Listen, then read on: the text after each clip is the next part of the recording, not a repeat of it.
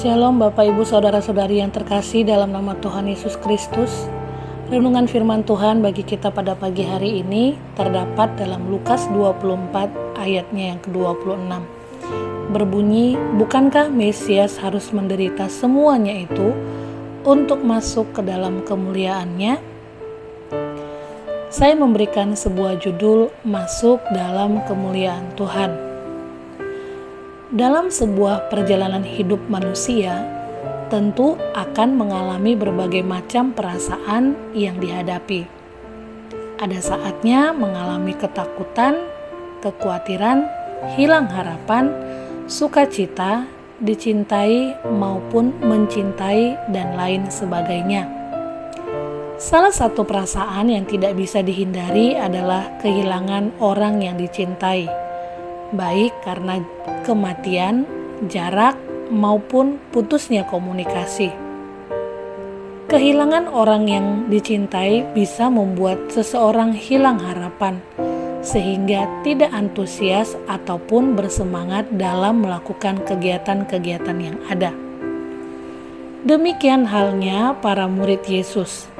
Mereka kehilangan harapan saat Yesus mati.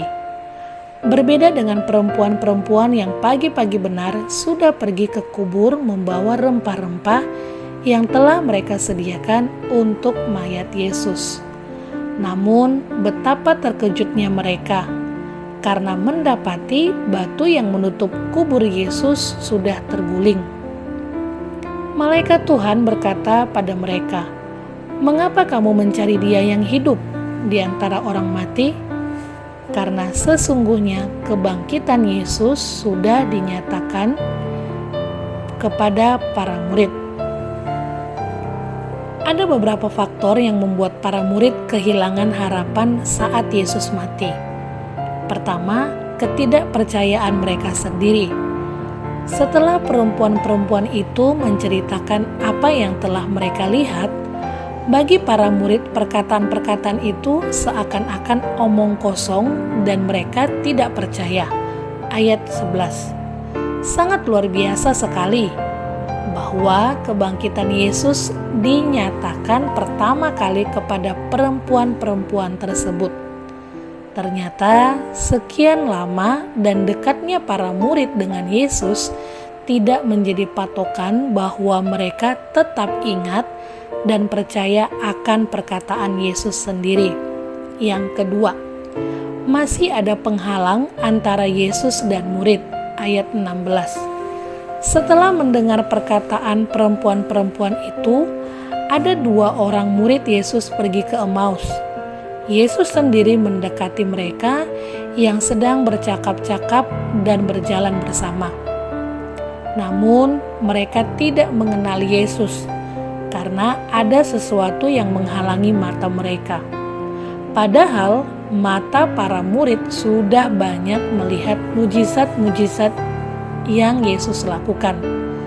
Penghalang tersebut membuat mereka sampai tidak mengenal Yesus sendiri. Dari hal ini kita belajar bahwa Yesus sudah menderita di kayu salib bagi orang berdosa agar bisa masuk dalam kemuliaannya.